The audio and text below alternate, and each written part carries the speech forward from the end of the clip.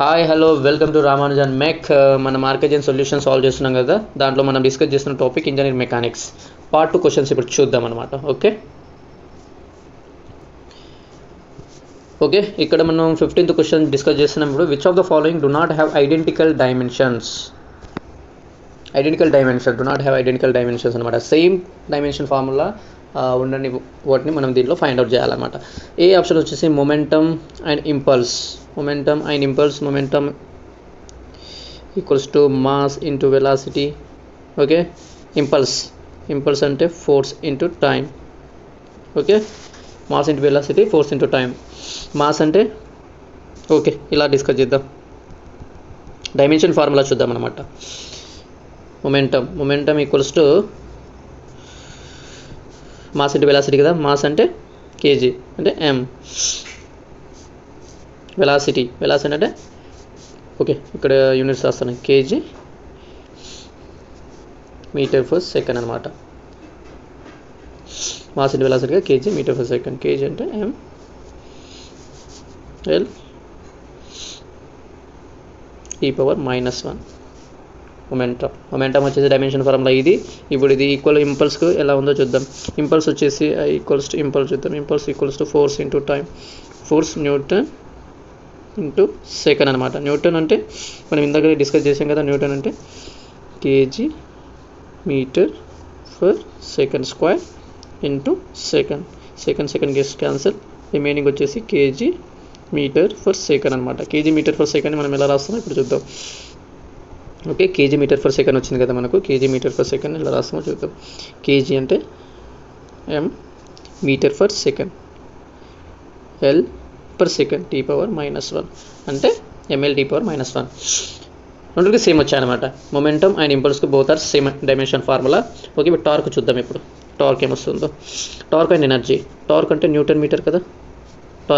Newton metre అంటే same.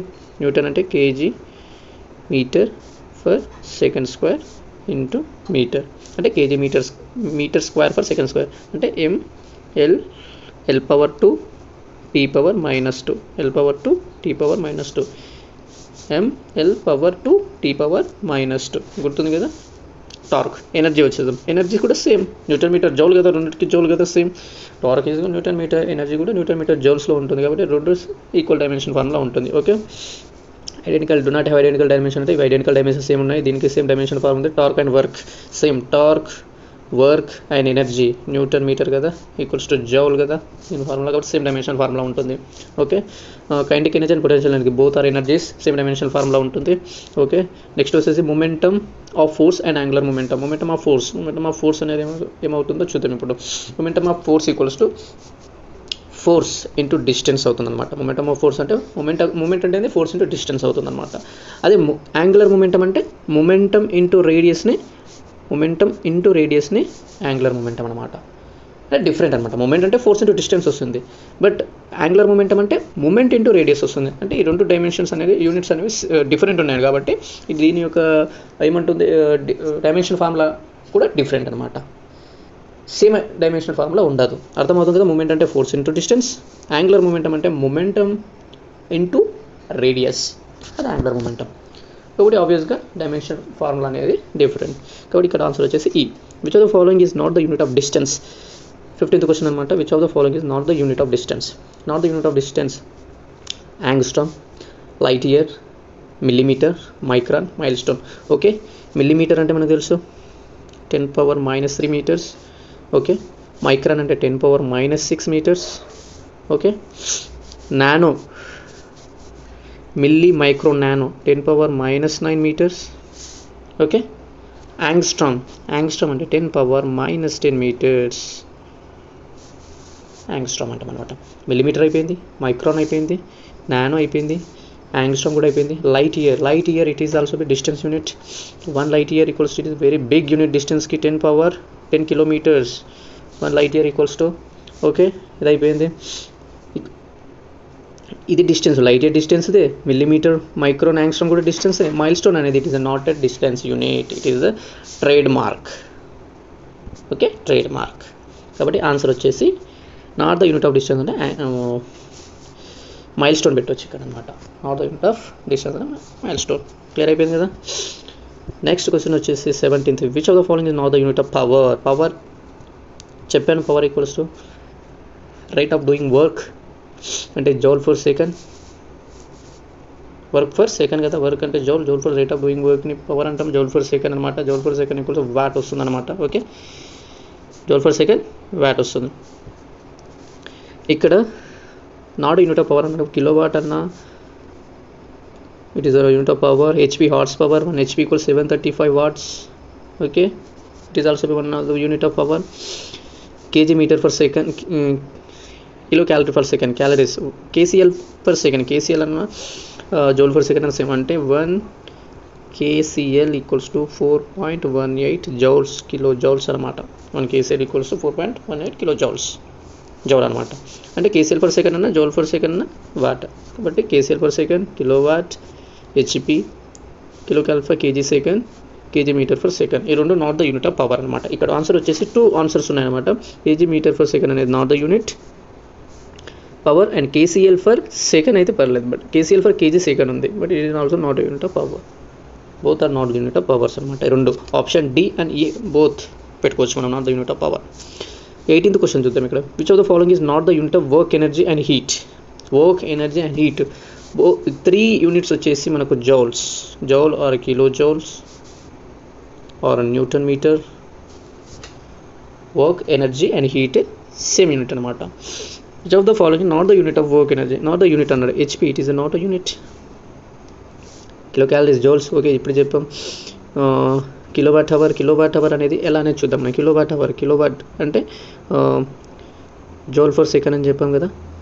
Kilowatt అనేది joule per second అయిపోయింది. Kilojoule per second kilo watt అవుతుంది. Kilo watt hour అంటే ఇది kilo joule per second kilo watt అయిపోయింది, into hour అంటున్నారు అనమాట. ఇంటూ అవర్ అంటున్నారు అనమాట. అంటే ఇక్కడ సెకండ్, ఇక్కడ అవర్, ఆర్ అదర్వైజ్ మనం సెకండ్ ఈ టైం క్యాన్సిల్ అయిపోతే కిలో జౌల్స్ వస్తుంది అనమాట. అంటే కిలో వాట్ అవర్ అన్నా కూడా మనకు జౌల్స్, కిలో జౌల్స్లోనే ఉంటుంది అనమాట. Is the unit of energy అనమాట. ఓకే, అర్థమవుతుంది కదా. HP అవర్ కూడా same, kilo watt hour, HP hour అన్న same, both are joules, joules వస్తుంది అనమాట క్యాన్సిల్ అయిపోతే. ఎలా వస్తుంది? 1 HP అంటే same, HP is the power unit కదా. 1 HP కూడా 735 వాట్స్ అని చెప్పాను కదా. అదేవిధంగా కిలో వాట్ అవర్ని జౌల్ ఎలా అవుతుందని చూడండి. ఇప్పుడు కిలో వాట్ అవర్ అంటే ఏంటి? Kilojoule per second into hour, time get cancel, మిగిలేదు కిలో జౌల్స్. కాబట్టి ఇక్కడ మనకు కిలో క్యాలరీస్ అన్నా, కిలో వాట్ అవర్ అన్నా, HP అవర్ అన్నా both are same energy units. Okay, అర్థమవుతుంది కదా. HP is the not the unit of energy, work or heat, HP. Okay, అర్థమవుతుంది కదా. ఇక్కడ ఇది KG metre also with not unit. ఈ రెండు యూనిట్స్ పెట్టుకోవచ్చు అన్నమాట. మనకు హీట్, వర్క్, ఎనర్జీ జౌల్స్లో ఉండాలి. కిలో క్యాలరీస్ అన్న మనకి it is energy unit, kilo what hour అన్న ఇట్ ఇస్ కిలో జౌల్స్లో వస్తుంది, HP అవర్ అనేది మనకు కిలో జౌల్స్లో వస్తుంది. బట్ ఇక్కడ నాట్ ఓన్లీ HP ఇచ్చాడు, కేజీ మీటర్ అని ఇచ్చాడు. ఈ రెండు అనేవి నాట్ ద యూనిట్స్ అనమాట. ఓకే, కేజీ మీటర్ అనేది అసలు యూనిట్ కాదు, HP అనేది పవర్ యూనిట్ అవుతుంది. ఓకే, ఈ రెండు ఆన్సర్స్ ఉంటాయి అనమాట. B అండ్ D పెట్టుకోవచ్చు ఇక్కడ, not the unit of heat, work and energy అన్నమాట. ఓకే, 19th క్వశ్చన్ క్లియర్ అవుతుంది కదా. Which of the following is not the unit of pressure. Not the unit of pressure అని అడుగుతున్నాడు కాబట్టి మనం సమ్టైమ్స్ ప్రెషర్ని కేజీ ఫర్ సెంటీమీటర్ స్క్వేర్లో కూడా measure చేస్తాం. ఫోర్స్ని మనము కేజీలలో కూడా కన్సిడర్ చేసుకుంటాం కాబట్టి కొన్ని గేజెస్లలో, ప్రెషర్ మెజరింగ్ గేజెస్లలో కేజీస్లో తీసుకుంటాం. Force is consider as a mass, KG. కాబట్టి కేజీ ఫర్ సెంటీమీటర్ స్క్వేర్ అనేది మనకు యూనిట్ ఆఫ్ ప్రెషర్. ATA అనేది కూడా మనకు యూనిట్ ఆఫ్ ప్రెషర్. ఏమేమో వాటర్ కాలం అనేది 1 అట్మాస్ఫిక్ ప్రెషర్ అంట, 760 mm ఆఫ్ HGలో ఉంటుంది. HGలో తీసుకుంటే 10.3 మీటర్ ఆఫ్ వాటర్ కాలంలో ఉంటుంది. ఓకే, అందుకని MM ఆఫ్ వాటర్ కాలం అన్నా, మీటర్ ఆఫ్ వాటర్ కాలం అన్నా same 10.3 metre. 1 atmosphere is equal to 10.3 metre of water column. 760 mm of HG. HGలో తీసుకుంటే 760 ఉంటుంది, MM ఆఫ్ HG వాటర్ కాలంలో తీసుకుంటే 10.3 మీటర్ వాటర్ కాలం ఉంటుంది. ఓకే, ఈ రెండు. Atmosphere also be pressure, unit of pressure. Newton it is the unit of force.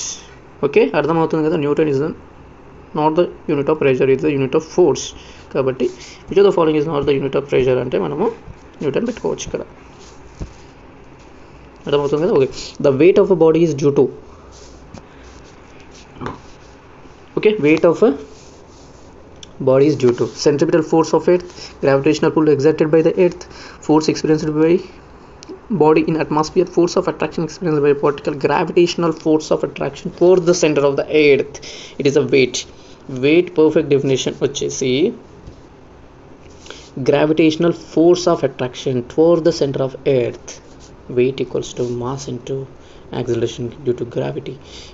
Consider as a weight of a body అంటాం అన్నమాట. Okay, this is the formula.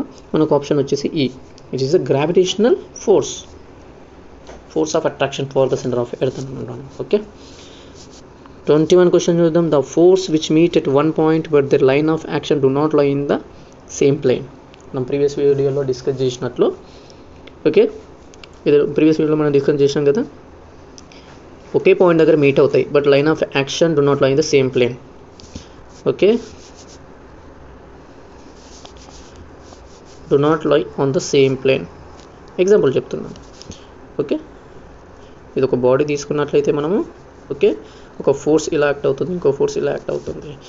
ఒక plane ఇది vertical ప్లేన్లో act అవుతుంది, ఇంకోటి ఇంక్లైన్ ప్లేన్లో ఇలా యాక్ట్ అవుతుంది. But those meet at one point అంటే concurrent, meet at one point but not lie in the same plane. ఒకటి వర్టికల్, ఇంకోటి ఇంక్లైన్.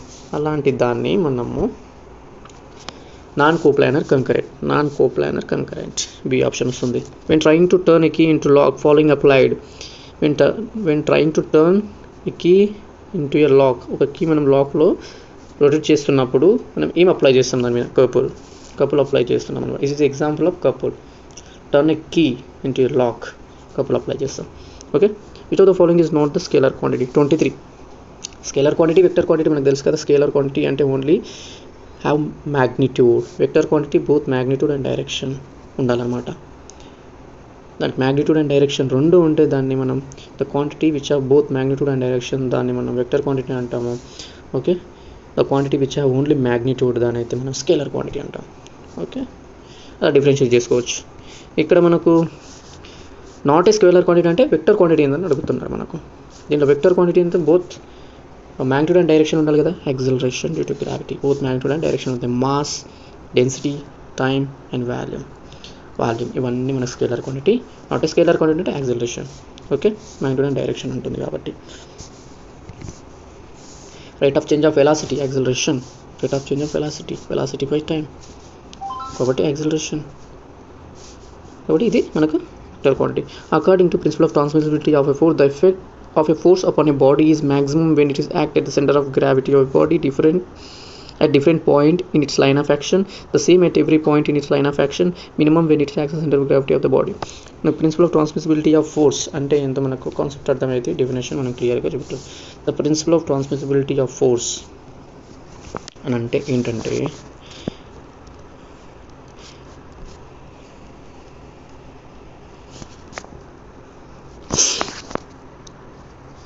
మనం ఒక ఫోర్స్ అప్లై చేస్తున్నాం అన్నమాట ఒక బాడీ పైన.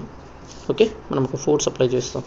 Through this line of action, transmissibility of force, నువ్వు through this line of action నువ్వు ఎక్కడ తీసుకున్న ద ఎఫెక్ట్ ఆఫ్ ఫోర్స్ అనేది సేమ్. ఒక ఫోర్స్ ఒక డైరెక్షన్లో యాక్ట్ అవుతుంది అని అన్నప్పుడు through the line of action నువ్వు ఎక్కడ కన్సిడర్ చేసుకున్న the line within through this line of action నువ్వు ఎక్కడ కన్సిడర్ చేసుకున్నా the effect of force is same, common. దాని principle of transmissibility of force అంటాము. దాన్ని the same at every point of this line of action. ఏ లైన్లో అయితే ఏ డైరెక్షన్లో అయితే యాక్ట్ అవుతుందో మనకు ఫోర్స్ త్రూ ఆ డైరెక్షన్లో లైన్ ఆఫ్ యాక్షన్లో మనం ఎక్కడ తీసుకున్నదో ద ఎఫెక్ట్ అనేది సేమ్ ఉంటుంది. దాన్ని మనం ప్రిన్సిపల్ ఆఫ్ ట్రాన్స్మిసిబిలిటీ అంటాం అనమాట. ఎఫెక్ట్ అనేది same at any point in its line of action. కాబట్టి ఇక్కడ మనకు ఆప్షన్ వచ్చేసి సి అనేది రైట్ ఆన్సర్ అవుతుంది. ఓకే, దాని principle of transmissibility of force అన్నమాట అంటాం. అర్థమైంది కదా. నెక్స్ట్ వచ్చేసి మనం 25th చూసాం. Which of the following is a vector quantity. ఇందులో వెక్టర్ క్వాంటిటీ ఏదైనా అడుగుతున్నారు, మాస్, ఎనర్జీ, స్పీడ్. ఈ 3 అనేది మనకు స్కేలర్ క్వాంటిటీస్ అనమాట. మాస్, ఎనర్జీ అండ్ స్పీడ్ అనేది స్కేలర్ క్వాంటిటీస్.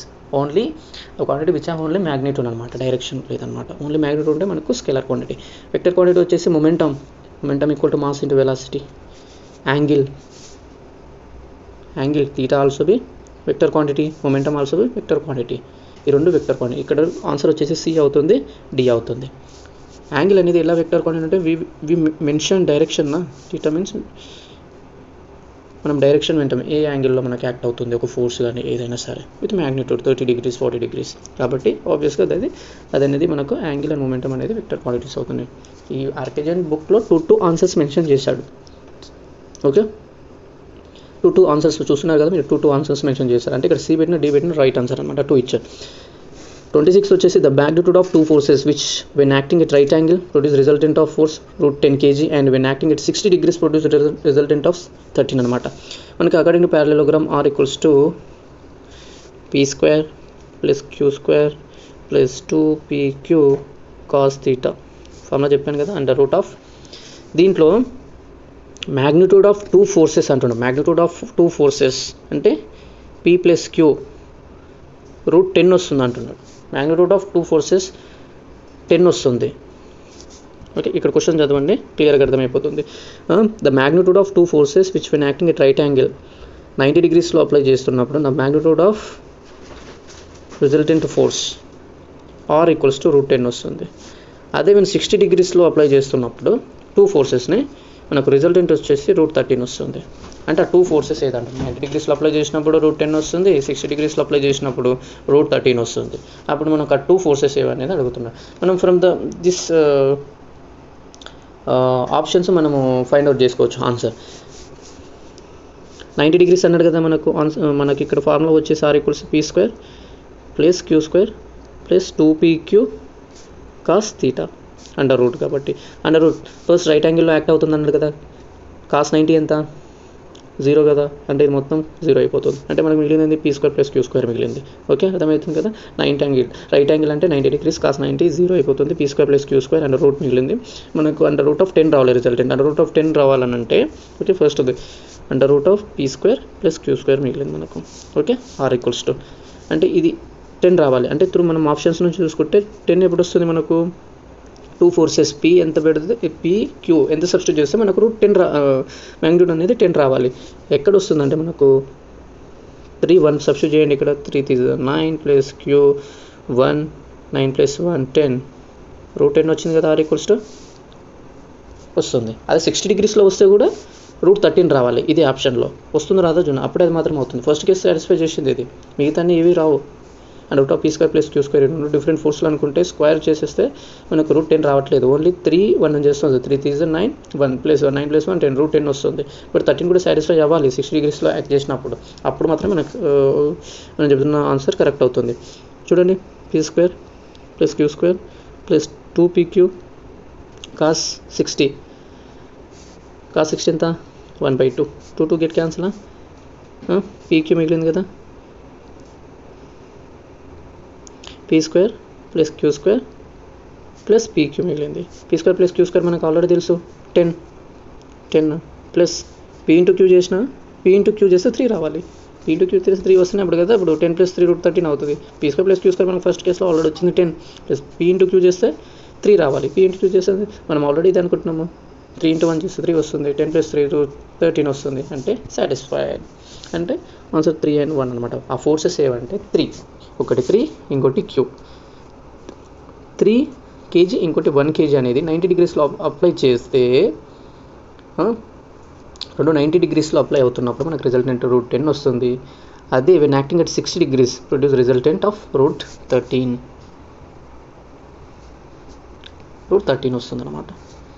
అలా ఎలిమినేట్ చేసుకోవచ్చు. స్లో చెప్తున్నాను నేను దీంట్లో, బట్ కాన్సెప్ట్ క్లియర్ కావడానికి అర్థమవుతుంది కదా క్లియర్గా.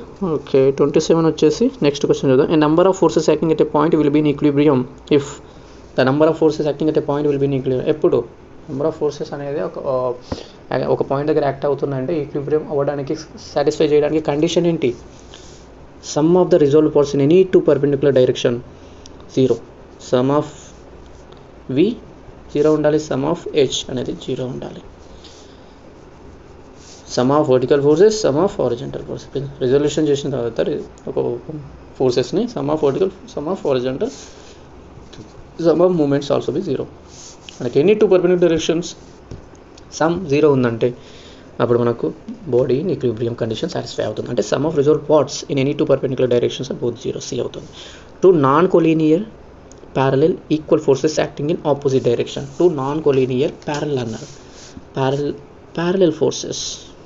ఓకే, ప్యారలల్ ఫోర్సెస్ అనేవి రెండు ప్యారలల్గా యాక్ట్ అవ్వాలి. ఈ ఫోర్సెస్ని లైక్ ప్యారలల్ అంటారు, ఈ ఫోర్సెస్ని అన్లైక్ ప్యారలల్ అంటారు. అంటే opposite direction, same direction like parallel, opposite direction అయితే అన్లైక్ ప్యారలల్.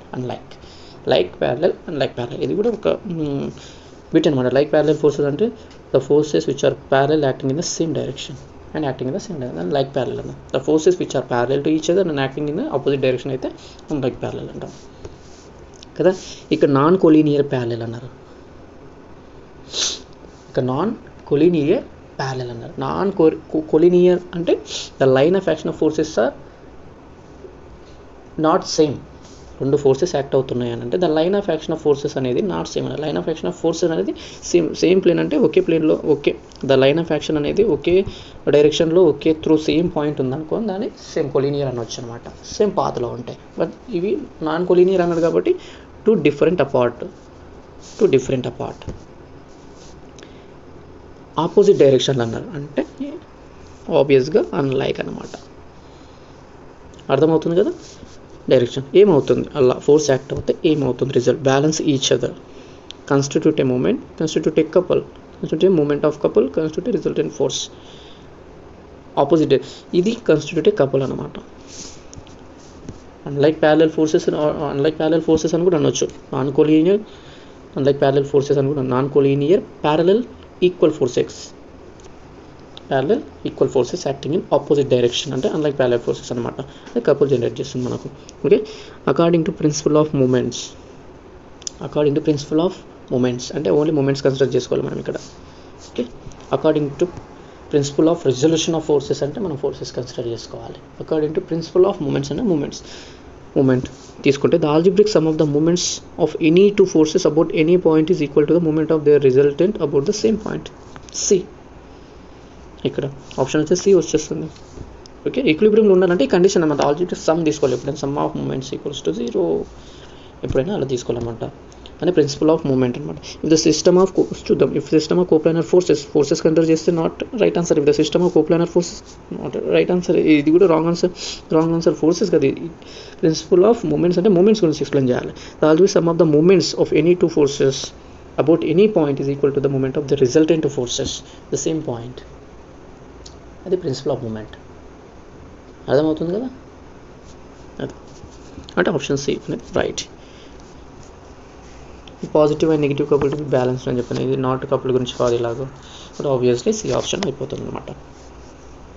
ఓకే, అర్థమవుతుంది కదా. ఓకే, ఇప్పుడు మనం 30 క్వశ్చన్ చూసుకుంటే which of the following is not a vector quantity. Not a vector quantity అంటే స్కేలర్ క్వాంటిటీ ఏదని అడుగుతున్నారు కదా. Okay, weight magnitude and direction always acts in downward direction. Weight of the body always acts downward. Means weight is due to the acceleration due to gravity, but kabatti manaku always acts in downward direction. Kabatti magnitude and direction undi deeniki velocity, rate of change of displacement, okay, force obviously direction magnitude both unnali, acceleration, rate of change of velocity, moment, force into distance. ఇది కూడా vector quantity. Not a vector quantity అని ఇచ్చారు, but ఇక్కడ scalar quantity ఏది లేదు. Force, velocity, weight, acceleration, moment all are vector quantities. ఇక్కడ not a vector quantity, scalar quantity mention చేయాలి but ఇవ్వలేదు. ఆల్ ఆర్ వెక్టర్ క్వాంటిటీస్ ఇక్కడ. Okay, according to the law of triangle force, according to law of triangular force, according to polygon law type ఇది triangular law of force అనమాట. ఏంటి అంటే చూద్దాం.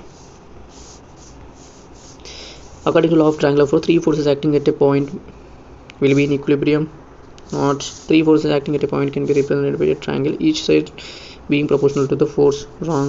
If 3 forces acting at point upon a particle or represent the magnitude and direction by the sides of the triangle takes in order, then will be equilibrium. ఇది polygon law type అనమాట. But ఇక్కడ 3 forces consider చేసుకోవాలన్నమాట.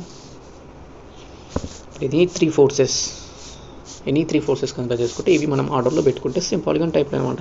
1, 2 తీసుకుంటే the closing side వచ్చేసి triangle వచ్చేసి resultant వస్తుంది అనమాట. ఇది పి, ఇది క్యూ అనుకుంటే మన క్లోజింగ్ సైడ్ ఇవి టేక్స్ ఇన్ ఆర్డర్ విత్ మ్యాగ్నిట్యూడ్తో మనం రిప్రజెంట్ చేసుకున్నట్లయితే మనకు ఆపోజిట్ డైరెక్షన్లో మన closing side of the triangle mention చేసేది మనకు రిజల్టెంట్ అనమాట.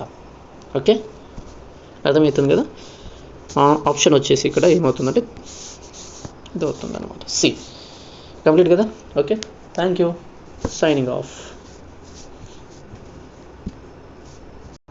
ఓకే అండి, ఇది మన మెకానిక్స్ పార్ట్ 2. మీకు ఈ వీడియో నచ్చినట్లయితే please like, share and subscribe చేయండి. మ్యాక్సిమం పీపుల్స్కి షేర్ చేయండి. మనం షేర్ చేసిన వాళ్ళు అవుతాం. Okay, thanks for watching, signing off.